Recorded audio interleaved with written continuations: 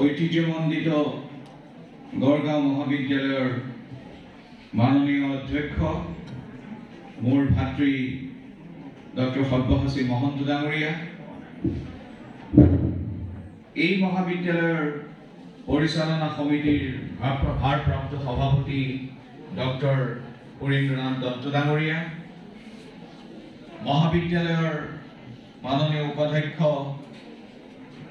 শ্ৰীমতী ৰীনা সন্দিকৈ ডাঙৰীয়া তথা এই মহাবিদ্যালয়ৰ শিক্ষক সংস্থাৰ মাননীয় সভাপতি, ছাত্ৰ একতা সভাৰ সম্পাদক সভাপতিকে প্ৰমুখ কৰি মহাবিদ্যালয়ৰ মাননীয় শিক্ষক শিক্ষয়িত্ৰীসকল আৰু ছাত্ৰ ছাত্ৰী বন্ধু বান্ধৱী তথা সুধীবৃন্দ, জয় জয়তে আজিৰ দৰে এনে এক গাম্ভীৰ্যপূৰ্ণ অনুষ্ঠানলৈ আমন্ত্ৰণ কৰাৰ বাবে মই আপোনালোকক মোৰ আন্তৰিক ধন্যবাদ আৰু কৃতজ্ঞতা জ্ঞাপন কৰিছোঁ।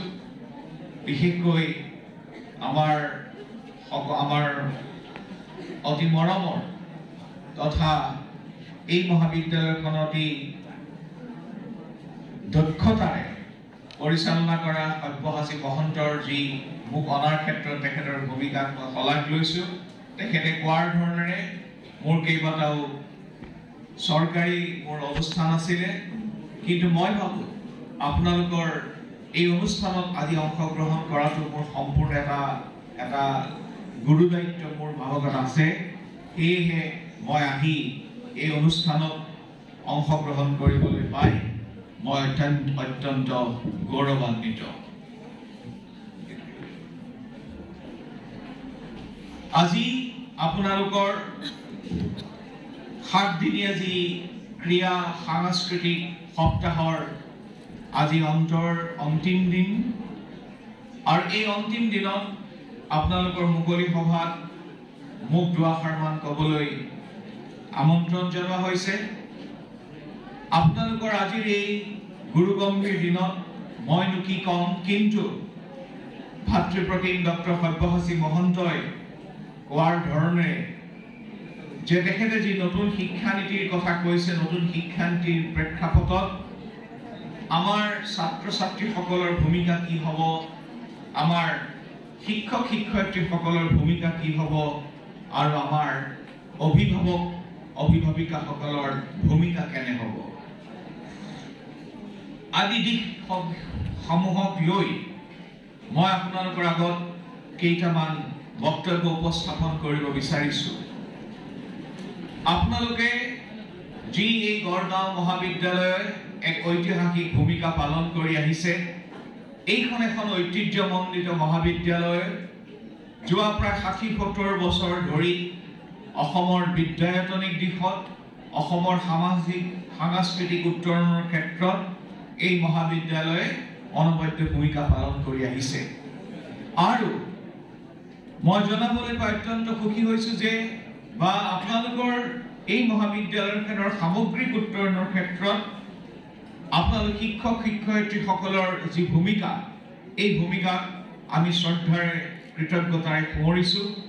আৰু বিশেষকৈ যিজন যুৱক, আপোনালোকৰ যুৱ অধ্যক্ষ ডক্টৰ সব্যসাচী মহন্ত, ইতিমধ্যে তেখেতৰ লেখনিৰ দ্বাৰা তেখেতে অসমত যথেষ্ট সমাদৃত হৈছে। বিশেষকৈ I had the opportunity to go through his book, a few articles, Paradigms of the State. I think it's a very important contribution to the students of political science in general, or particularly other social science branches in particular. And I believe তেখেতৰ যি contribution social scienceৰ ক্ষেত্ৰত বিশেষকৈ অধিকাৰক লৈ, মানৱ অধিকাৰক লৈ, ৰাষ্ট্ৰৰ ভূমিকাক লৈ তেখেতৰ যিখিনি লেখনি বা তেখেতৰ এখন কথকথাও আজি মোক প্ৰদান কৰা হৈছে। জীৱন সম্পৰ্কত, প্ৰেম সম্পৰ্কত, জীৱনৰ বিভিন্ন মুহূৰ্তবিলাক সন্নিৱিষ্ট কৰি তেখেতে এখন আলাপ তথা কথোপকথনৰ এখন কাব্যপুথিও ৰচনা কৰিছে। এই সকলোবিলাক আচলতে বৌদ্ধিক উত্তৰণৰ কিছুমান মাপকাঠি, আৰু এনে মাপকাঠি যাৰা আমাৰ বৰ্তমানৰ যি উচ্চ শিক্ষাৰ মানদণ্ড যথেষ্ট বৃদ্ধি পাব বুলি মোৰ দৃঢ় বিশ্বাস। আজি আপোনালোকে আমাৰ অধ্যক্ষ মহোদয়ে নতুন শিক্ষানীতিৰ কথা কোৱা হৈছে। মই ইয়াত আপোনালোকক এই কথা ক'বলৈ নাযাওঁ যে নতুন শিক্ষানীতি কি। নতুন শিক্ষানীতি কি তাক আমি মোটামুটি সকলোৱে জানো। এই নতুন শিক্ষানীতিয়ে মূলত কেইটামান নতুন কথা ক'বলৈ আৰম্ভ কৰিছে। এই নতুন কথাটো এইটোৱেই যে আগতে যি কলা শাখা, বিজ্ঞান শাখা বা বাণিজ্য শাখাৰ যি পাৰ্থক্য আছিলে যে এওঁ কলা শাখাৰ ল'ৰা ছোৱালী, এওঁ বিজ্ঞান শাখাৰ ল'ৰা বা এওঁ বাণিজ্য শাখাৰ ছাত্ৰী আদি যিটো যেনেধৰণৰ এটা পাৰ্থক্য আছিলে, এই নতুন শিক্ষানীতিয়ে সেই পাৰ্থক্যক এতিয়া বিশ্বাস নকৰে। কিন্তু তাৰ অৰ্থ সেইটো নহয় যে স্পেচিয়েলাইজেশ্যন শেষ হৈ যাব। কোনোবা ছাত্ৰ যদি বিজ্ঞানত ভাল, তেওঁ বিজ্ঞান ভিত্তিক তেওঁ গৱেষণা বা তেওঁ যিমানে ওপৰলৈ উঠি যাব তেওঁ বিজ্ঞানৰ তাৰ যিটো উৎকৰ্ষ সাধন কৰিবলৈ সক্ষম হ'ব। কিন্তু আৰম্ভণিতে বিশেষকৈ 9-10ৰ পাছত যিটো আমাৰ এটা বিভক্ত আছিলে আৰ্টছ, ছায়েন্স, কমাৰ্চৰ, এই বিভক্তিকৰণটো নাইকিয়া হ'ব। অৰ্থাৎ আমি 9, 10, 11, 12 ছাত্ৰ ছাত্ৰীয়ে বিশেষকৈ 11, 12, 12 কোনোবাই ফিজিক্স ল'লে তেওঁ পলিটিকেল ছায়েন্স ল'ব পাৰিব। কোনোবাই যদি কেমেষ্ট্ৰি লয় তেওঁ লগত মিউজিক ল'ব পাৰিব। গতিকে এই 9, 10, 11, 12তে আগৰ যিটো কলা শাখা, বিজ্ঞান শাখাৰ পাৰ্থক্য আছিলে, এই পাৰ্থক্যটো লাহে লাহে নাইকিয়া হ'ব আৰু এজন ফিজিক্সৰ ল'ৰাই পলিটিকেল ছায়েন্স ল'ব পাৰিব। তেওঁ যদি কেমেষ্ট্ৰি লৈছে তেওঁ অসমীয়া ল'ব পাৰিব, সংস্কৃত ল'ব পাৰিব বা মেথমেটিক্স ল'ব পাৰিব আৰু লগতে স্পৰ্টছটো ল'ব পাৰিব। আৰু লগত যিটো ভকেশ্যনেল এডুকেশ্যন, যিটো বুনিয়াদী বৃত্তিগত শিক্ষাটো, এইটো আচলতে বাধ্যতামূলক হ'ব। মই আকৌ কৈছো, নতুন শিক্ষানীতিয়ে যিটো বৃত্তিমূলক যিবিলাক শিক্ষা বা তোমালোকৰ যিবিলাক প্ৰতিভা, এই প্ৰতিভাবিলাক স্বীকৃতি দিয়াত অগ্ৰগণী ভূমিকা পালন কৰিব। উদাহৰণ হিচাপে তোমালোকে যোৱা 6-7 দিনত যিখিনি ক্ৰীড়ামূলক বা যিখিনি সাংস্কৃতিকমূলক তোমালোকে সাহিত্যিক প্ৰতিভা আদি দেখুৱাবলৈ সক্ষম হ'লা। আগৰ আমাৰ শিক্ষা ব্যৱস্থাত এনেধৰণৰ প্ৰতিভা স্বীকৃতি দিয়া হোৱা নাছিলে। কিন্তু এতিয়া তোমালোকে কোনোবাই যদি স্পৰ্টছত ভাল কৰিব খুজিছা বা লাভলীনাৰ দৰে যদি হ'ব খুজিছা, কোনোবা যদি হিমা দাসৰ দৰে হ'ব বিচাৰিছা, তেতিয়াহ'লে তেনেকুৱা এটা ছাবজেক্ট লৈও তোমালোকে অন্য ছাবজেক্টৰ লগত পঢ়িব পাৰিবা। গতিকে এটা ফ্লেক্সিবিলিটি থাকিব, এটা শিথিলতা থাকিব। কোনোবাই ফিজিক্সৰ ষ্টুডেণ্ট হৈ এটা স্পৰ্টছৰ এটা প্ৰজেক্ট কৰিব পাৰে।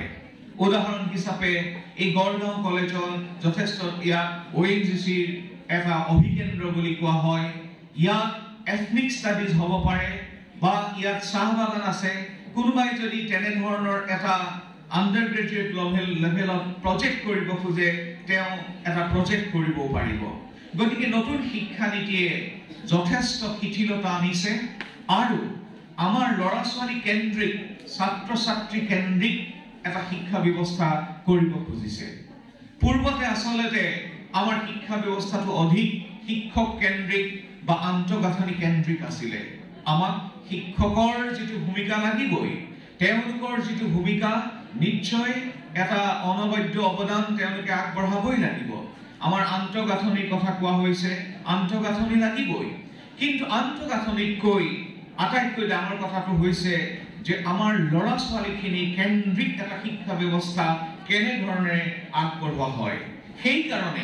সেইকাৰণে যিটো আণ্ডাৰ গ্ৰেজুৱেট লেভেল বা PG লেভেল, এই PG লেভেলটো হয়তো 3+2 হ'ব পাৰে বা এটা ইণ্টিগ্ৰেটেড পোষ্ট গ্ৰেজুৱেট ফাললৈও যাব পাৰে, বা মই ব্যক্তিগতভাৱে যিটো আণ্ডাৰ গ্ৰেজুৱেট আৰু PG সেইটো 1+1+1+1, অৰ্থাৎ কোনোবাই যদি প্ৰথম বছৰত আণ্ডাৰ গ্ৰেজুৱেট কৰে, তেওঁ কোনোবা এটা মেজৰ ছাবজেক্ট থাকিব পাৰে।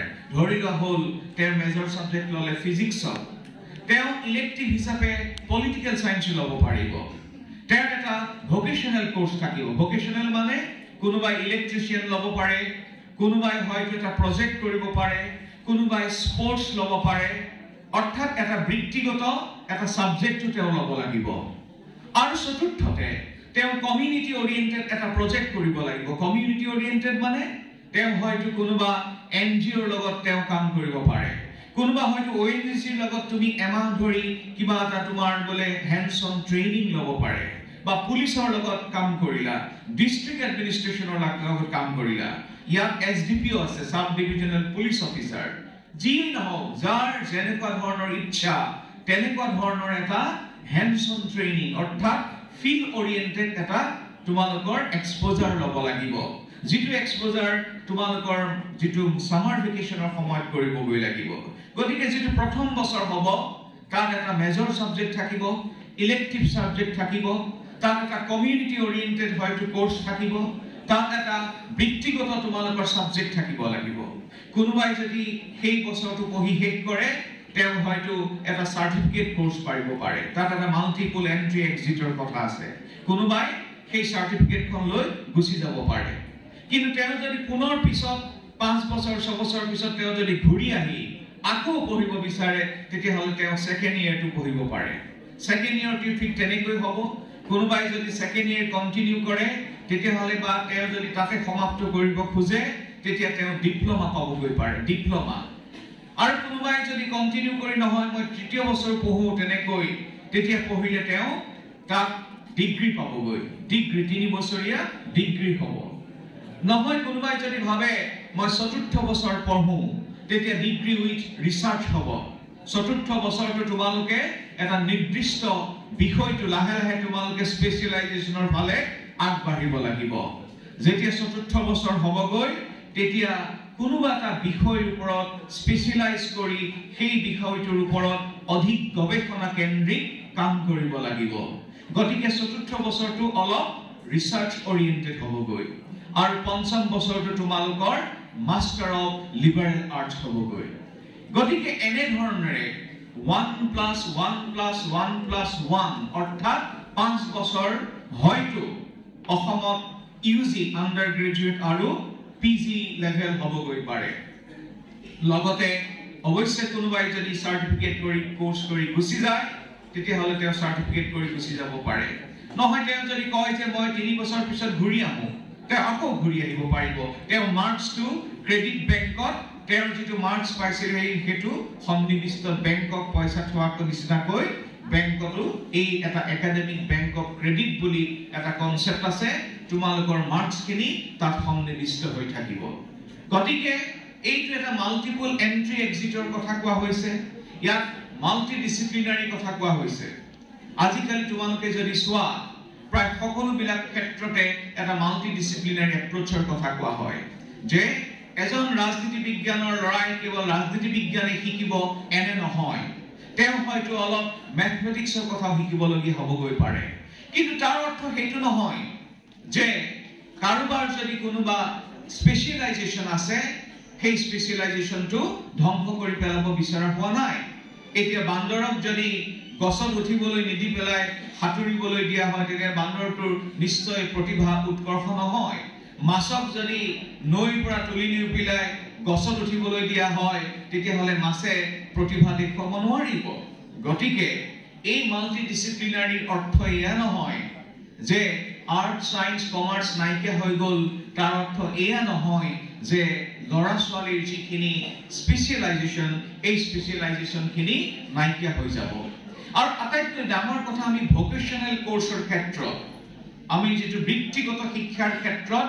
গুৰুত্ব দিব খোজা হৈছে কিয় মহাত্মা গান্ধীয়ে 1927-28 চনতে ৱাৰ্ধা কমিছনত ৱাৰ্ধা এখন ৰিপৰ্ট আছে এডুকেশনাল ৰিপৰ্ট এই ৰিপৰ্টত তেওঁ বুনিয়াদী শিক্ষাক অত্যন্ত গুৰুত্ব দিছিলে এই বুনিয়াদী শিক্ষাটো আসলে খুব গুৰুত্বপূৰ্ণ এতিয়া এনেকুৱা হৈছে যে আমাৰ লৰা ছোৱালীয়ে কথাবিলাক কনসেপ্ট ওয়াইজ হয়তো জানে কিন্তু বাস্তৱত সেই কনসেপ্টটো সেই ধাৰণাটো বাস্তৱত ৰূপায়ণ কৰিব নোৱাৰে বহু ক্ষেত্ৰত আমি দেখিবলৈ পাইছো সিদিনাখন এগৰাকী শিক্ষয়িত্ৰীয়ে ক'লে যে তেওঁ এখন ৰচনা লিখিবলৈ দিছিলে ৰচনাখন কি আছিল মোৱামৰীয়া বিদ্ৰোহ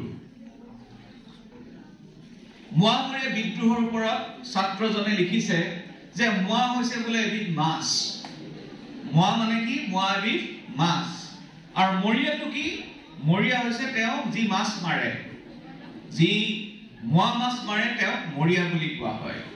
আৰু বিদ্ৰোহ মানে কি? তেওঁ যেতিয়া পানীত নামি মাছ ধৰিবলৈ লয় তেতিয়া এটা খলকনি হয়, আৰু খলকনি হওঁতে মাছবিলাকে লাহে লাহে বিদ্ৰোহ কৰিবলৈ আৰম্ভ কৰে। সেয়াই হৈছে কি? মহামৰীয়া বিদ্ৰোহ। মানে এনেকুৱা ধৰণৰ হৈছে। আৰু এজন সৰু ল'ৰা ছোৱালী, এজন ছোৱালীয়ে মোক সিদিনাখন এগৰাকী প্ৰাইমেৰী স্কুলৰ শিক্ষয়িত্ৰীয়ে ক'লে, এজনী ছোৱালীক এটা কুকুৰ আঁকিবলৈ দিয়া হৈছিলে। তেওঁ পেঞ্চিলে কুকুৰাটো আঁকিলে। তেতিয়া শিক্ষয়িত্ৰীয়ে ক'লে যে তুমি কুকুৰাটো কিয় ৰং দিয়া নাই? তেতিয়া ছাত্ৰীগৰাকীয়ে ক'লে, মেডাম কুকুৰাটোতো এনেকুৱাই। মানে সেই ছাত্ৰীগৰাকীয়ে সদায় ব্ৰইলাৰ ফাৰ্মৰ চিকেনে দেখি আছে, কেতিয়াও আচলতে লোকেল হেৰি দেখাই নাই।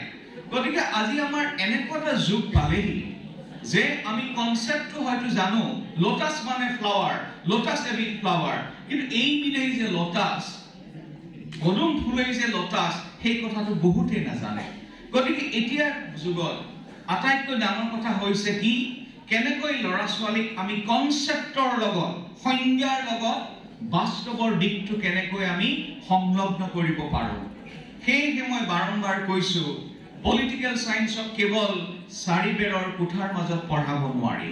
সেয়া অসমীয়াই হওক, ফিজিক্সেই হওক, কেমেষ্ট্ৰিয়েই হওক, ইকনমিক্সেই হওক, যে আমি ল'ৰা ছোৱালীক কেৱল চাৰিবেৰৰ কোঠাৰ মাজত আবদ্ধ কৰি নাৰাখো। তেওঁলোকক আমি ফিল্ডলৈ লৈ যাব লাগিব, আমি তেওঁলোকক ক্ষেত্ৰলৈ লৈ যাব লাগিব। যিটো ব্যৱস্থা বাহিৰত অতি সুন্দৰভাৱে আছে। আপোনালোকে যদি চীনত যায় তেতিয়া দেখিব যে কণ ল'ৰা ছোৱালীক কেনেকৈ খেতি কৰে সেয়া সৰুতে দেখুৱাবলৈ লৈ যায়। আমাৰ ওচৰতে কেনেকৈ চাহ উৎপাদন হয় আমি কিমানে গৈ শিকিছোগৈ।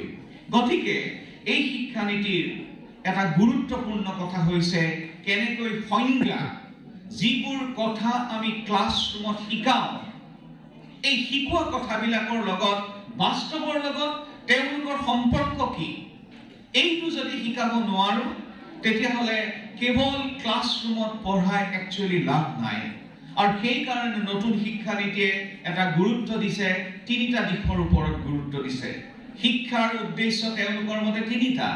এটা হৈছে আপোনাৰ ৰিডিং, তাৰ লগতে ৰিচাৰ্চ, আৰু তৃতীয় দিশটো হৈছে নলেজৰ লগতে ৰিচাৰ্চৰ লগতে তৃতীয় যিটো দিশ হৈছে এক্সটেনশ্যন। এক্সটেনশ্যন মানে যে কমিউনিটিৰ লগত লিংকেজেছ, যিটো আমি যিখন সমাজত বসবাস কৰোঁ, যিটো অঞ্চলত আমি থাকোঁ, সেইখন সমাজ, সেইখন ৰাজ্যৰ যিমান তোমাৰ ডিচিপ্লিন কেন্দ্ৰিক যিবোৰ বিষয় আছে, পলিটিকেল সায়েন্সৰ শিক্ষকে পলিটিকেল সায়েন্সৰ দিশবিলাক আমাৰ পঞ্চায়তী ৰাজত দেখুৱাব পাৰে, ইলেকশ্যনৰ জৰিয়তে দেখুৱাব পাৰে। ইকনমিক্সৰ এজন শিক্ষকে যাতে বাস্তৱ ক্ষেত্ৰত ইকনমিক্সটো কেনেকৈ অপাৰেশ্যন হৈছে তাক যাতে দেখুৱাব পাৰে। কেমেষ্ট্ৰিৰ এজন শিক্ষকে বাস্তৱিক কেমেষ্ট্ৰিখিনি আমাৰ প্ৰেক্টিকেল আছেই, কিন্তু যিটো বায়ো সায়েন্সৰ কথা কোৱা হয়, কমিউনিটি সায়েন্সৰ কথা কোৱা হয়, মানুহৰ সমাজৰ মাজত সায়েন্স কেনেকৈ জীয়াই আছে, এইবোৰ শিকাবৰ আচলতে কাৰণে নতুন শিক্ষানীতিয়ে অধিক গুৰুত্ব দিছে। সেয়েহে মই এই কথাটো বাৰম্বাৰ কৈছো যে আমাৰ যিটো বুনিয়াদী শিক্ষাই আমাৰ বাস্তৱ কেন্দ্ৰিক শিক্ষাৰ কথা কৈছে। মই যাতে আঙুলিবিলাক ইউজ কৰিবলৈ শিকো, মোৰ আঙুলিকেইটা কেৱল মোবাইল ব্যৱহাৰ কৰিলেই নহ'ব, মোবাইলটো ভালো হ'ব পাৰে, মোবাইলটো কালো হ'ব পাৰে।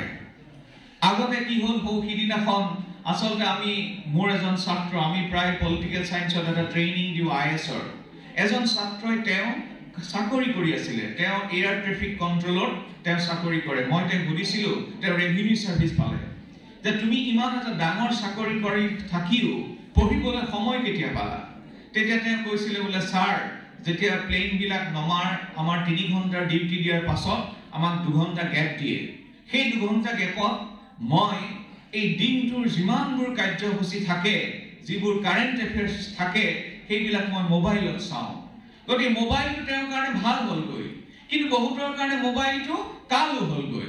সিদিনাখন আমাৰ চেতনা বাইদেৱে আমাক এটা এক্টিং কৰি দেখুৱাইছিলে যে এহাল নতুন ল'ৰা ছোৱালীয়ে বিয়া কৰিলে, বিয়া কৰোঁতে কি হ'ল, ডিঙিটো বেকা, দৰাজনৰ ডিঙিটো বেকা, ছোৱালীজনীৰ ডিঙিটো বেকা। মানে কি হ'ল, মোবাইলটো ইয়াত থৈ থৈ কথা পাতোতে ডিঙি বেকা হৈ থাকিলে।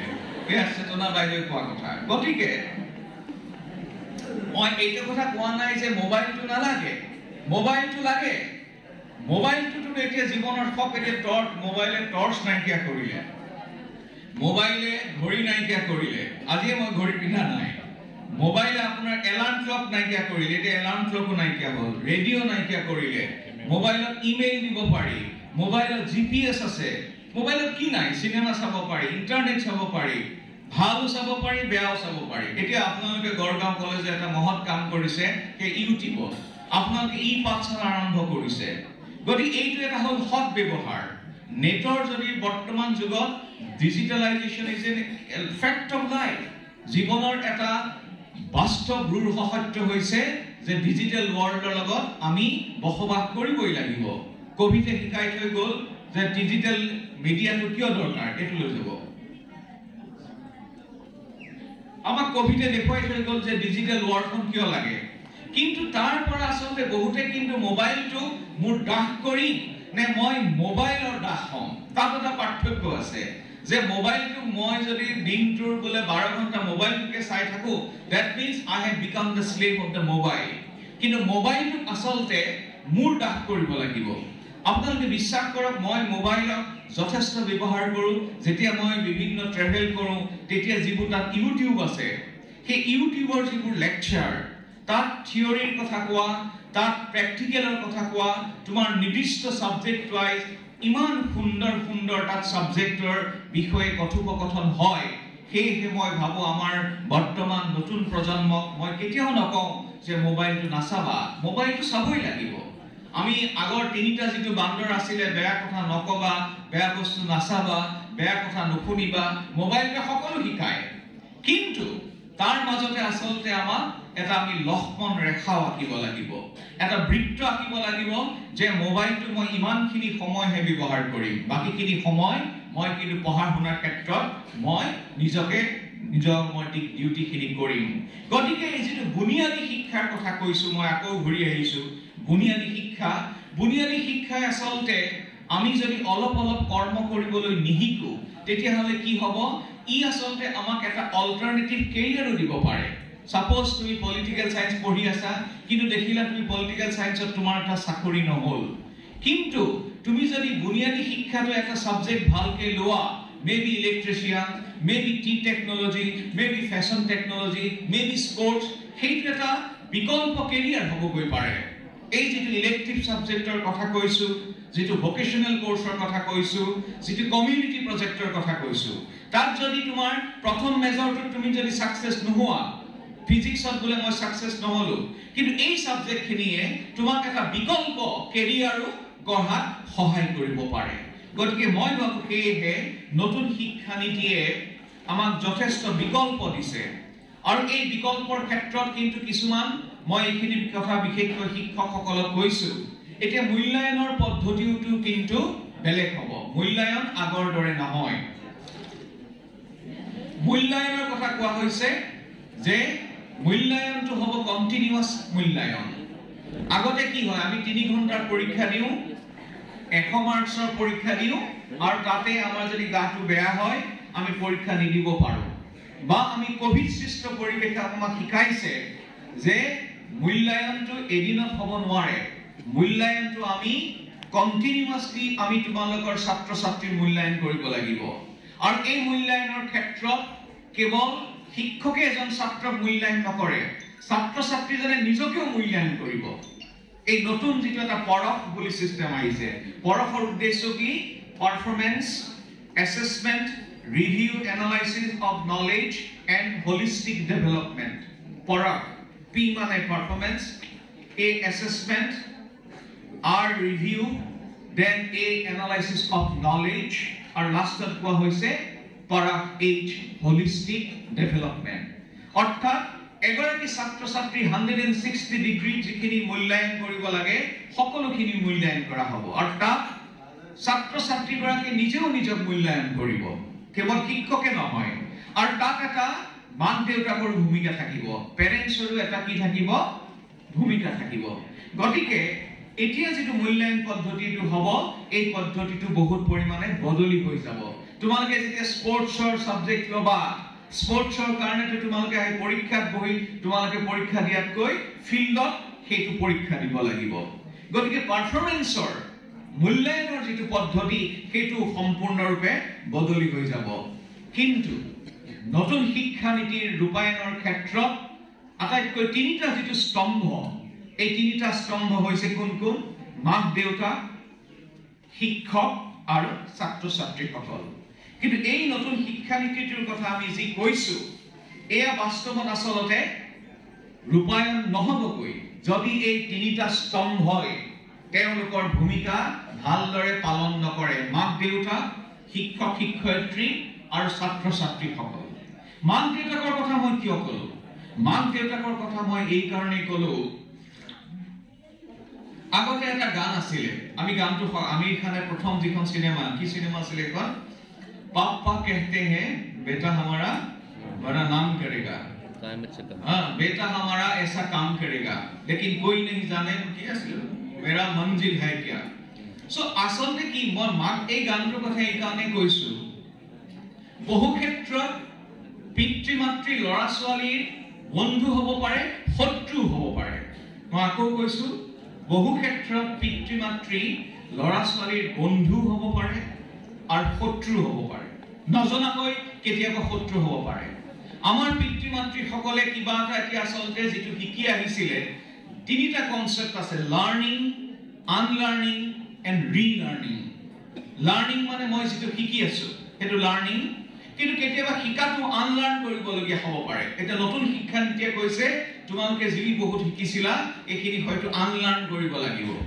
আনলাৰ্ন কৰি পেলাই তোমালোকে ৰিলাৰ্ন পুনৰ শিকিব লাগিব আৰু আমাৰ পিতৃ মাতৃ সকলো তাৰ কাৰণে প্ৰস্তুত হ'ব লাগিব কিয় এই কাৰণে প্ৰস্তুত হ'ব লাগিব এই লৰা ছোৱালীৰ যে মঞ্জিল ক'ত লৰা ছোৱালী কি আছে মনত কি ভাবিছে কাৰণ তিনিটা দিশৰ কথা প্ৰায় কোৱা হয় অভাৱ প্ৰভাৱ স্বভাৱ অভাৱ মানে বহুত পিতৃ মাতৃয়ে নিজে যেটো হ'ব বিচাৰিলে নোৱাৰিলে সেইটো লৰা ছোৱালীৰ যোগেদি জোৰ দবস্তি মানে সেইটো কৰিব বিচাৰে এইখন সিনেমা 3 ইডিয়টছত ফাৰহান যেতিয়া জন্ম হৈছিল 3 ইডিয়ট সিনেমাখন সকলোৱে ভালকে আকো চাবা এই কাৰণ মই 3 ইডিয়টছৰ সিনেমাখনৰ কথা আকো আৰু কম তাত ফাৰহান নামৰ যিজন ফটোগ্ৰাফাৰ আছিল তেওঁ জন্ম হওঁতে যেতিয়া বাচ্চাটো জন্ম হৈছে জন্ম হৈ বাপেকে ভৰি দুটা দাঙি ধৰি পেলাই তেতিয়া কৈছে মেৰা বেটা ইঞ্জিনিয়াৰ হি বনেগা মই কিন্তু বেয়া কথা কোৱা নাই বাপেকে পুতেকক ইঞ্জিনিয়াৰ কৰিব খুজিছে এটো মই বেয়া বুলি কোৱা নাই ভাল কথা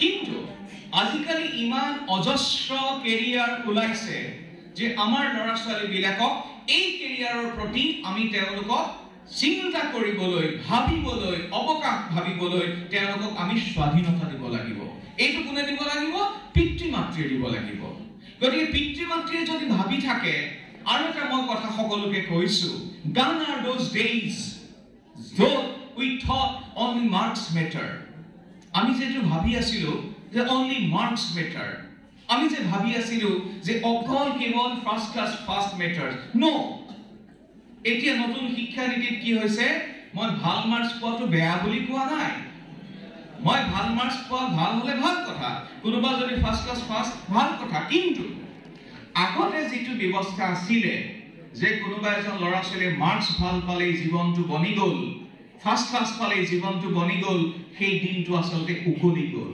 এতিয়া গুগলে কৈ দিছে যে তেওঁলোকৰ 10+2 পাস কৰা লৰা ছোৱালী হলে হ'ব অৰ্থাৎ আজিকালি কি চাই যে লৰা ছোৱালীজনে মাৰ্কসত কৈ তেওঁৰ ফাৰ্স্ট ক্লাসত কৈ তেওঁ কিমান শিকিছে কথাটো ছাত্ৰ ছাত্ৰীসকলে বুজিবলৈ বোধগম্য কৰক মই মাৰ্কস ভাল পোৱাটো বেয়া বুলি কোৱা নাই কিন্তু এজন লৰা ছোৱালীৰ গুগলে কি চাই তেওঁ মাৰ্কসটো কাউন্ট নকৰে গুগলে চাই তেওঁ কিমান শিকিছে তাতে জড়িত হয় আৰু এই লৰা ছোৱালীজনে সমাজৰ সমস্যাবিলাক কেনেকৈ অনুধাৱন কৰিছে তাৰ যদি কিবা মানসিক সমস্যা আছে তেতিয়া এইবিলাক কেনেকৈ এইবোৰ প্ৰত্যাহ্বান মোকাবিলা কৰিছে জীৱনটো মানে কেৱল ফাৰ্স্ট ক্লাস নহয় জীৱনটো মানে 90% নহয় সেই কাৰণে কোৱা হৈছে আজিকালি কি বুলি কোৱা হয় আগতে আইকিউ গুৰুত্ব দিয়া হৈছে ইন্টেলিজেন্ট কোশন্ত কোনে কিমান মুখস্থ কৰিব পাৰে কোনে কিমান মাৰ্কস পায় তাৰ ওপৰত গুৰুত্ব দিয়া হৈছিল কিন্তু আজিকালি যুগটোত সেইটো নহয় তাৰ লগতে সমস্যা তোমালোকে কেনে ধৰণে সমাধান কৰিছা সদায়তো মানুহে কৃতকাৰ্য হ'ব নোৱাৰে কেতিয়াবা মানুহ ফেইলাৰো হয় ফেইলাৰ মানে কিন্তু অন্ত নহয় অকৃতকাৰ্য হোৱাৰ অৰ্থ এইটো নহয় যে তোমাৰ জীৱনটো তাতে অন্ত পৰিলে তাত এখন কিতাপে আছে do not sprint the marathon এনেকুৱা ধৰণৰ এখন কিতাপ আছে অৰ্থাৎ জীৱনটো এটা মাৰাথন দৌৰ জীৱনটো এটা 100 মিটাৰ দৌৰ নহয় গতিকে তোমালোকে এতিয়া আমাৰ শিক্ষাৰ উদ্দেশ্য হৈছে to prepare the student for life not for 100 metre race 100 metre লাগিব কিন্তু গতিকে আজি শিক্ষা নীতিয়ে চাব তোমালোকে প্ৰত্যাহ্বানবিলাক কেনেকৈ মোকাবিলা কৰিব পাৰিছা যিটো শিকিছা তাক বাস্তৱত ৰূপায়ণ কৰিব পাৰিছানে আই ৰিপিট এতিয়া তোমালোকে কেৱল চাকৰি তোমালোকে দিব লাগিব তোমালোকে চাকৰিমুখী হলেই নহব তোমালোকে চাকৰি সৃষ্টি কৰিব লাগিব এন্টাৰপ্ৰেনিয়ৰশ্বিপৰ সৃষ্টি কৰিব লাগিব গতিকে এতিয়া মাৰ্চ সিদিনাখন মই এখন কলেজত তেওঁলোকৰ ল'ৰা ছোৱালী ভাল ৰিজাল্ট কৰিছে মই সম্বৰ্ধনা দিছো ছোৱালীগৰাকীক সুধিলো মামা তুমি কিমান পালা তেওঁ ক'লে বোলে ছাৰ মই 80% পালো বোলে এডমিশন ক'ত ল'লা ছাৰ মই ফিজিক্স সিট নাপালো এনেকুৱা জামানা আহিছে যে কেমিষ্ট্ৰি ফিজিক্সৰ নিচিনা কিছুমান সাবজেক্টত 79-80% পালেও এমএসসি সিট নোপোৱা হৈছে ৰাজনীতি বিজ্ঞানত মন্য কথা বাদেই দিয়ক এজন আমাৰ আগতে 74 এনেকুৱা পাৰ্চেন্টেজ কোনো নাপায় এতিয়া এখন আমাৰ গাঁৱৰ শিক্ষক গৈছিল আমাৰ শিৱসাগৰৰে গুৱাহাটী পলিটিকেল সায়েন্সত ছোৱালীজনীক এডমিশন দিবলৈ তাত এন্ট্ৰেন্স টেষ্ট হ'ল এন্ট্ৰেন্স টেষ্টত ছোৱালীজনীয়ে নাপাই পালে তেতিয়া মই তেতিয়া হেড হৈ আছিলো ডিপাৰ্টমেন্টৰ তেওঁ মোৰ ওচৰলৈ আহিলে বোলে মহন্ত ডাঙৰীয়া মই নিজে এজন শিক্ষক মোৰ ছোৱালীয়ে 74% পাইছিলে আজিলৈকে মোৰ অঞ্চলত ইমান মাৰ্কছ কোনেও পোৱা নাই এই ছোৱালীজনীয়ে পোৱা কাৰণে মই ঘৰৰ চুবুৰীয়াক মাতি আনি এসাজ খোৱালো পাৰ্টি দিলো আৰু আজি মোৰ ছোৱালীজনী এই আপোনালোকৰ গুৱাহাটী বিশ্ববিদ্যালয়ত এমএসসি এটা সিটেই নাপালে মই এতিয়া কোন মুখেৰে ঘৰলৈ ঘূৰি যাম গতিকে মই সেই কাৰণে পিতৃ মাতৃসকলক কৈছো যে আজি আগৰ যুগটোৰ কথাকে বাদ দিয়ক কোনোবাই যদি এমএসসি পোৱা নাই তেতিয়াহ'লে বেলেগ কথা চিন্তা কৰক যদি ৰাজনীতি বিজ্ঞান কথা পোৱা নাই বেলেগ দিশৰ ফালে আগুৱাই যাওক অৰ্থাৎ এই যিটো মাৰ্কছ কেন্দ্ৰিক ব্যৱস্থাটোৰ পৰা এতিয়া আমি ভাবিবলৈ চেষ্টা কৰিছো কি learning system to practically learning কিমান শিকিছা পঢ়িছা ঠিকেই কিন্তু পঢ়া বিষয়টো বাস্তৱত কিমান ৰূপায়ণ কৰিবলৈ শিকিছা সেইকাৰণে এডুকেশ্যনৰ উদ্দেশ্য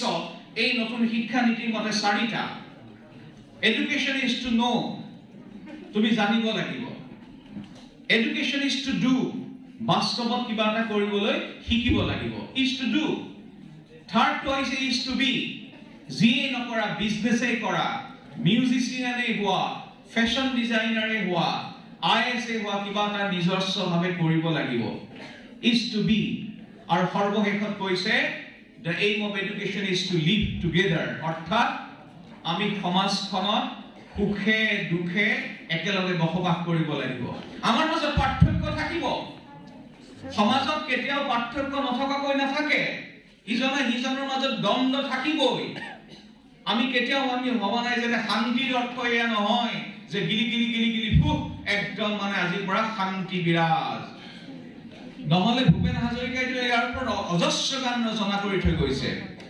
ডাইলেক্টিক্সৰ ওপৰত দ্বন্দ্বৰ ওপৰত দ্বন্দ্ব থাকিবই কিন্তু কথাটো হ'ল দ্বন্দ্বক কেনে ধৰণে সমাধান কৰা ইজনে সিজনৰ মাজত দ্বন্দ্ব থাকিলে একদম ঘুচিয়া লাগিবা নে আলোচনাৰ জৰিয়তে সমাধান কৰিবা গতিকে এই শিক্ষাৰ উদ্দেশ্য 4টা is to know জানিবই লাগিব যিয়ে নপঢ়া কনসেপচুৱেলি জানিবই লাগিব is to do সেই কনসেপ্টক বাস্তৱত ৰূপায়ণ কৰিব পাৰিব লাগিব তৃতীয়তে is to be নিজস্বভাৱে কিবা এটা কৰিব লাগিব তাৰ অৰ্থ যিকোনো হ'ব পাৰে স্পৰ্টছমেন হ'ব পাৰে ফেশ্বন ডিজাইনাৰ টেইলৰিং হ'ব পাৰে কোনোবা মেনশ্যনিং হ'ব পাৰে আমাক ডিগনিটি অফ লেবাৰো লাগে কিন্তু আমাৰ সমাজখনত কি লাগে আমাৰ যিটো লেবাৰৰ যিটো মূল্য আমি দিবই লাগিব গতিকে যিয়েই নহয় আৰু সৰ্বশেষত আমি সমাজখনত একেলগে বসবাস কৰিব লাগিব সুখে দুখে একেলগে এসাজ খাব পাৰিব লাগিব গতিকে শিক্ষাৰ উদ্দেশ্য হে 4টা বুলি কোৱা হয় সেই কাৰণে মই কৈছো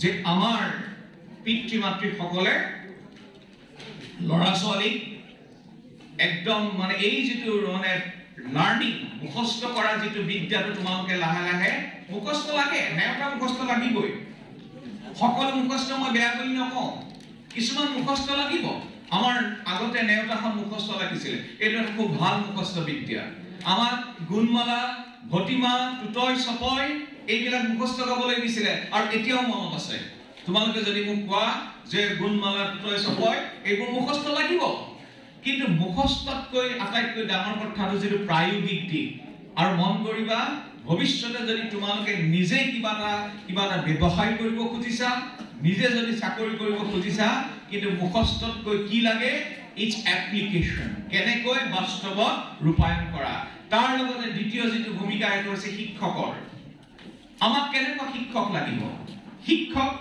এতিয়া তোমালোকে যদি মোক সোধা যে আপুনি কেনেকুৱা শিক্ষকক মনত ৰাখে মই ৩-৪ জন মান শিক্ষকক মই জীৱনত খুব মনত ৰাখো মোৰ কোঁৱৰপুৰ হাইস্কুলত পঢ়া তাত ৰতিকান্ত গগৈ ছাৰ বুলি এগৰাকী ছাৰ আছিলে সেই ছাৰজনে মোক তৰ্ক কৰিবলৈ শিকালে কেতিয়াবা আমি গাঁৱত পঢ়া ল'ৰা যেতিয়া শিৱসাগৰ নাট্য মন্দিৰত তৰ্ক কৰিবলৈ আহিছিলো তেতিয়া মোৰ লগৰ ল'ৰা প্ৰথম কেইজন মানে মই অলৰেডি ৩টা পুৰস্কাৰ আগতে পাইছিলো গতিকে টাউনৰ ল'ৰাকেইজন অলপ বেছি স্মাৰ্ট মোক মানে ভৰসাই কৰিব লাগে কি কৰিলে মোক 120 পান খুৱাই দিলে আৰু মই নিজকে স্মাৰ্ট হ'বলৈ মোৰ লগৰ ল'ৰা টাউনৰ ল'ৰাই দিছে 120 পান খাই দিলো পান খাই মই ধৰা খাই কাৰণ জীৱনত প্ৰথম পান খাইছো আৰু মই পঢ়ি আছো তেতিয়া ৰতিকান্ত গগৈ ছাৰে যিজন মোৰ অভিভাৱকৰ দৰে আছিলে ছাৰে আহি মোৰ মূৰত পানী চানি মাৰি প্ৰায় 1 ঘণ্টামান মোক বুজাই ক'লে তই আজি তৰ্ক কৰিবই লাগিব নহলে তই জীৱনত তই কেতিয়াও উঠিব নোৱাৰিবি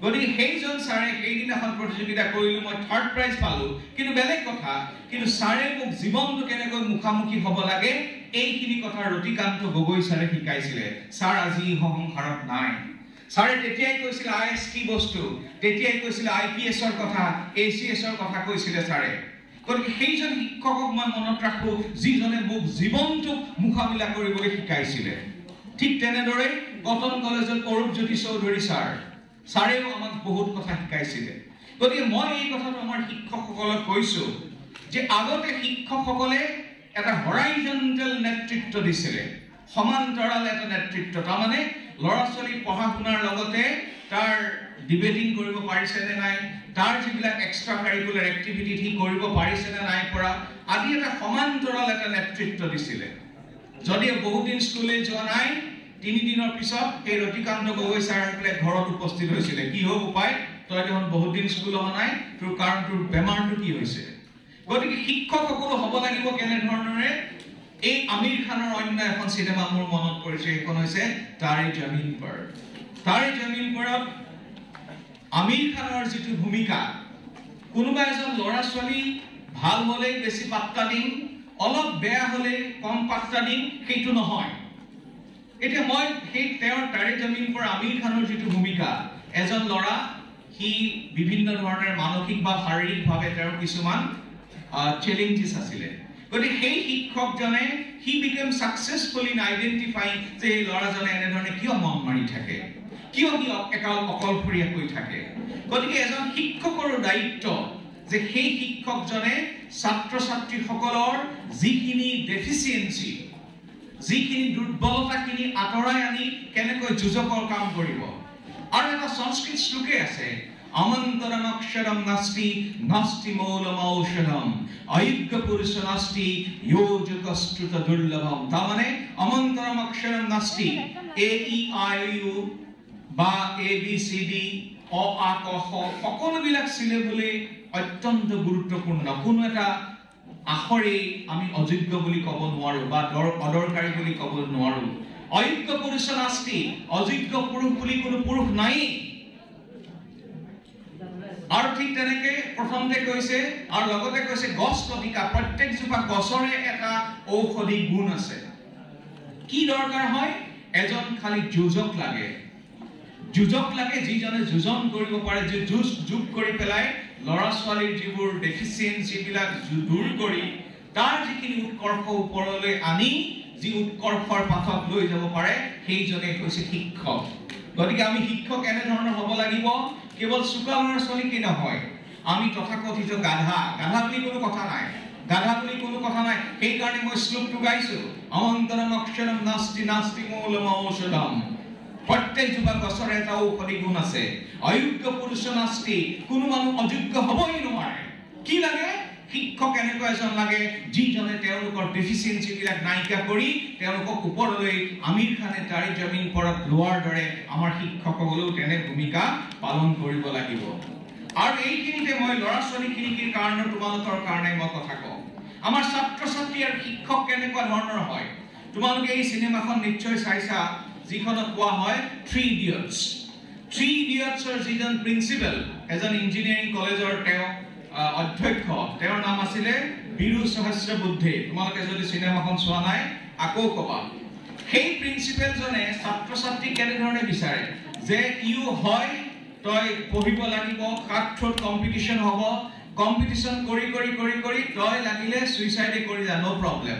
হয় তই ব্ৰেক ৰেকৰ্ড নহয় তই ব্ৰেক ডাউন কৰ আৰু এই বীৰু সহস্ৰবুদ্ধে তেওঁৰ লক্ষ্যটো হ'ল ল'ৰা ছোৱালীক পঢ়ুৱাই প্ৰজেক্ট কৰি কেনেবাকৈ ফাৰ্ষ্ট ক্লাছ পাছ হ'ব লাগে আৰু তেওঁৰ মতে যিবিলাকে নিজৰ প্ৰেক্টিকেলি কিছুমান কৰিব পাৰে সেইবিলাক ল'ৰা ছোৱালীয়ে যদি সময়মতে প্ৰজেক্ট দিব নোৱাৰে ভাল ৰিজাল্ট যদি নকৰে তেতিয়াহ'লে সেইটো ভাল ষ্টুডেণ্ট নহয় কিন্তু বীৰু সহস্ৰবুদ্ধেৰ এই যিটো তেওঁৰ মিছনটোক চেলেঞ্জ কৰিছিলে কোনে আকৌ আমিৰ খানৰ তাৰ নাম আছিলে কি তাৰ নামটো আছিলে ৰানছুৱে কৈছিলে কি don't run after marks run after excellence অৰ্থাৎ জীৱনত ৰান মাৰ্কছৰ পিছত দৌৰি লাভ নাই এক্সেলেন্সৰ পিছত দৌৰা এক্সেলেন্স মানে মোৰ যিটো সামৰ্থ্য সেই সামৰ্থ্যৰ পিছত মই দৌৰিব লাগিব তাতে আৰু এটা ক্যাৰেক্টাৰ আছে চতুৰ্লিংগমে আকৌ কি মুখস্থত বিশ্বাস কৰে চতুৰ্লিংগমে অধিক মুখস্থত বিশ্বাস কৰাৰ কাৰণে তেওঁ এটা স্পিচ তেওঁ মুখস্থ কৰিবলৈ ল'লে তেতিয়া তেওঁৰ শিক্ষকে কৈছিলে যে চমৎকাৰৰ অৰ্থটো ক'ব খুজিছিলে তেতিয়া চতুৰ্লিংগমে ক'লে না মুখস্থ কৰিলে মই মনত ৰাখিম কোনো মিনিং নালাগে এজ এ ৰিজাল্ট কি হ'ল চমৎকাৰ গৈ বলৎকাৰ হ'ল ধন গৈ বোলে ষ্টন হ'ল you know the story I don't want to repeat it so what I'm trying to say is a 3 idiots আমাক ভাল শিক্ষক কি হ'ব লাগে ভাল ছাত্ৰ ছাত্ৰী কি হ'ব লাগে আৰু মুখস্থ কৰিলে কেৱল মুখস্থ কৰিলে নুবুজাকৈ মুখস্থ কৰিলে বিপদ কি হ'ব এই কথাটো এই চিনেমাখনে শিকিছে পৰিশেষত মই বিশেষ নকওঁ বহুত কথা ক'লো তোমালোকে মই ভাবো এজন ছাত্ৰ ছাত্ৰীৰ এতিয়া কোৱা হৈছে যে টেকনলজিৰ যুগ এতিয়া এনেকুৱা এটা দিন আহিবগৈ যে অলপ দিনৰ পাছত কি হ'ব এয়াৰ টেক্সি আহিব অৰ্থাৎ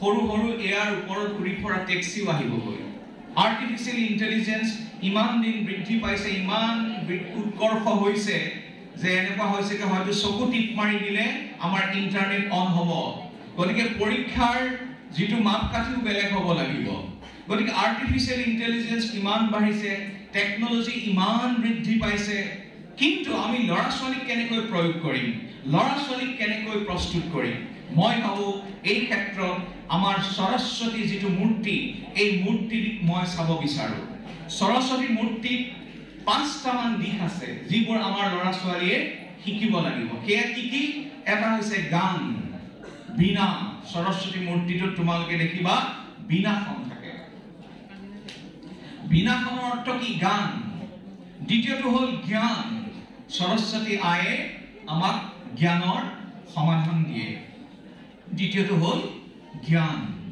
তৃতীয়টো হ'ল বিজ্ঞান মানে যেটো যুক্তিসংগত rationality logically ভাবিব পৰা দিকটোৱে হ'ল বিজ্ঞান এটা সাবজেক্ট কেৱল নহয় বিজ্ঞান মানে এটা কেৱল বিষয় নহয় বিজ্ঞান হৈছে এটা মনোবৃত্তি এটা ওয়ে অফ লাইফ বিজ্ঞানসন্মত যিটো দৃষ্টিভংগী তৃতীয়টো হ'ল বিজ্ঞান চতুৰ্থটো হ'ল ধ্যান মানে তোমালোকক মই গুহাত গৈ পেলাই ধ্যান কৰিবলৈ কোৱা নাই কিন্তু আমি মনটোক সমানে উৎকৰ্ষ কৰিব লাগিব জ্ঞানৰ লগত ধ্যানৰ এটা অভূতপূৰ্ব ভূমিকা আছে এতিয়া ল'ৰা ছোৱালীখিনি আমাৰ ইমানবোৰ চ্যালেঞ্জ হৈছে আমাৰ চাকৰি লৈ চ্যালেঞ্জ আছে সংস্থাপন লৈ আমাৰ প্ৰত্যাহ্বান আছে আমাৰ সম্পৰ্কক লৈ প্ৰব্লেম আছে, মা দেউতাৰ লগত কেতিয়াবা আমাৰ দ্বন্দ্ব হয়, গতিকে আমি মনটোক যদি ভালদৰে আমি কৰ্ষণ কৰিব নোৱাৰো, সেইটো সম্ভৱ কিহৰ জৰিয়তে? মেডিটেশ্যনৰ জৰিয়তে। গতিকে তাৰ কাৰণে ধ্যান লাগিব, সেইটো হ'ল চতুৰ্থ। পঞ্চমটো হ'ল স্বজ্ঞান। স্বজ্ঞান মানে মই কিহত ভাল, মই কিহত উৎকৰ্ষ সাধন কৰিব পাৰিম। গতিকে এজন ছাত্ৰ ছাত্ৰীয়ে এই 5টা দিশ মনত ৰাখিব লাগিব। এটা হ'ল কি? গান। গান মানে সুকুমাৰ কলা, গান মানে ফাইনাৰ যিটো দিশ। গান মানে মই অকল গান বাজনাৰ কথা কোৱা নাই, মই সংস্কৃতিৰ কথা কৈছো। গান, জ্ঞান, বিজ্ঞান, তাৰপিছত কি কৈছিলো? ধ্যান। ধ্যানৰ পাছত কি কৈছিলো? স্বজ্ঞান, অৰ্থাৎ মোৰ যিটো দিশ মই উৎকৰ্ষ কেনেধৰণে কৰিম। গতিকে ছাত্ৰ ছাত্ৰীসকলে এইখিনি দিশ লগতে মানসিক বিকাশো কিন্তু সমানেই গুৰুত্বপূৰ্ণ। নহলে আজিকালি বহুত ল'ৰা ছোৱালী আমি সুইচাইডৰ কথা দেখিছো। সিদিনাখন আমাৰ পাৰ্থভাৰতী মহন্ত জইণ্ট কমিশনাৰ আমাৰ ভাতৃ তেখেতে এটা কথা সিদিনাখন ক'লে যে গুৱাহাটী চহৰত ইমান বেছিকৈ সুইচাইড ৰেট বাঢ়ি আহিছে। কিয়? কাৰণ আমি বিফলতা ল'ব নোৱাৰা হৈছো। সেইকাৰণে মাক দেউতাকৰো মনোবৰ্তি পৰিৱৰ্তন হ'ব লাগিব। আৰু ল'ৰা ছোৱালীখিনিয়েও বিফলতা হ'ব পাৰে, বিফলতা হ'লেও মোৰ জীৱনটোক মই কেনেধৰণে আগুৱাই নিম, এইটো কিন্তু সম্পূৰ্ণৰূপে আমি আহৰণ কৰিব লাগিব। সেইকাৰণে ধ্যান অত্যন্ত গুৰুত্বপূৰ্ণ, মেডিটেশ্যন। মই আৰু বিশেষ নকওঁ, সেয়েহে কোৱা হয় যে বৰ্তমান সময়ত নলেজ, জ্ঞানৰ লগতে প্ৰজ্ঞাও লাগিব। Knowledge and wisdom. নলেজ মানে কেৱল শিকিলেই নহ'ব। তোমালোকে পঞ্চতন্ত্ৰ সাধুটো নিশ্চয় জানা যে 4জন ব্ৰাহ্মণে তেওঁলোকে বৈদিক জ্ঞান, যিবিলাক সংস্কৃতৰ যিমানবিলাক জ্ঞান আছে সকলো জ্ঞান আহৰণ কৰিলে। আহৰণ কৰি ঘূৰি আহোঁতে তেওঁলোকে এটা ক'লে যে আমি আমাৰ জ্ঞানখিনি কেনেকৈ বাস্তৱত ৰূপায়ণ কৰিম। তাতে দেখা পালে কি? বহুত এটা সিংহৰ হাড় পৰি আছে। তেতিয়া এজনে ক'লে আমি এই আমাৰ যিবোৰ শিকি আহিলো এইবিলাক আমি বাস্তৱত ৰূপায়ণ কৰোঁ। এজনে ব্ৰাহ্মণে কি কৰিলে? তেওঁ হাড় চাৰবোৰ গোটেই যিটো স্কিন, ছালটো গোটাই পেলাই একত্ৰিত কৰিলে। দ্বিতীয়জনে কি কৰিলে? তেওঁ জ্ঞানী, তেওঁ জ্ঞানটো দেখাবলৈ তাত তেওঁ মঙহ দিলে আৰু মঙহ দি পেলাই তেজ দিলে দ্বিতীয়জনে। তৃতীয়জনে জীৱনটো দিবলৈ আগবাঢ়িলে। তেতিয়া চতুৰ্থ যিজন আছিলে তেওঁ মহামূৰ্খ আছিলে। তেওঁ কিন্তু এটা বুজি পাইছিলে যে ই যদি জীৱনটো দিয়ে আমাক খাব পাৰে। তেতিয়া চতুৰ্থজনে ক'লে তহঁতি জীৱনটো ইয়াক নিদিবি, জীৱন দিলে ই আমাক খাব। কিন্তু তৃতীয়জন জ্ঞানী ব্ৰাহ্মণে ক'লে তই মহামূৰ্খ, তই কি বুজি পাও? আমি যিটো শিকি আহিছো আমি এইটো দেখামেই। গতিকে তেতিয়া চতুৰ্থজন মহামূৰ্খ ব্ৰাহ্মণে ক'লে তহঁতি তাক জীৱন দিয়াৰ আগতে মই অলপ দূৰলৈ যাওঁ। সি দৌৰি গৈ গছত উঠিলে আৰু তৃতীয়জন জ্ঞানী ব্ৰাহ্মণে সেই সিংহটোক জীৱন দিলে আৰু সিংহটো জাপ মাৰি 3জন জ্ঞানী ব্ৰাহ্মণক খাই শেষ কৰি পেলালে। গতিকে আমাক এই 3জন জ্ঞানী ব্ৰাহ্মণ লাগে নে মূৰ্খ সেই দৌৰি গৈ পেলাই গছত উঠাজন লাগে? গতিকে এইটো হ'ল উইজডম। আমি কি শিকিছো আৰু সেইটো বাস্তৱত কেনেকৈ ৰূপায়ণ কৰিছো, সমাজখনৰ ভালৰ কাৰণে আমি সেই জ্ঞানক কেনেদৰে প্ৰজ্ঞালৈ ৰূপান্তৰ কৰিছো। এইখিনি কথাকে কৈ বহুত বেছি কথা নকওঁ, কিন্তু এটাই কথা কৈ মই সামৰণি মাৰো। সেয়াই হৈছে আমি যিয়েই নকৰো কিন্তু ল'ৰা ছোৱালীয়ে কষ্ট কৰিবই লাগিব। ল'ৰা ছোৱালীয়ে কষ্ট নকৰিলে কিন্তু তোমালোকে যিটো তোমালোকৰ লক্ষ্য প্ৰাপ্তি নহ'বও পাৰে। সেয়েহে মই কওঁ এই আমাৰ নতুন ডেকাচামৰ প্ৰতি আহ্বান জনাইছো। জাগ ডেকাতে জাগ ও জাগ, জাগ ডেকাতে জাগ, জাগ ডেকাতে জাগ ও জাগ, স্বর্গ মট্টক পাই জাগ, বিনাকি জাতির দুঃখ দারিদ্র ঘৃণিত গলিত গুলামি ডাল, জাগ ডেকাতে জাগ। ও জাগ ডেকাতে জাগ ও জাগ, স্বর্গ মট্টক পাই জাগ, বিনাকি জাতির দুঃখ দারিদ্র ঘৃণিত গলিত গুলামি ডাল, ঘৃণিত গলিত গুলামি ডাল, জাগ জাগ জাগ। ধন্যবাদ।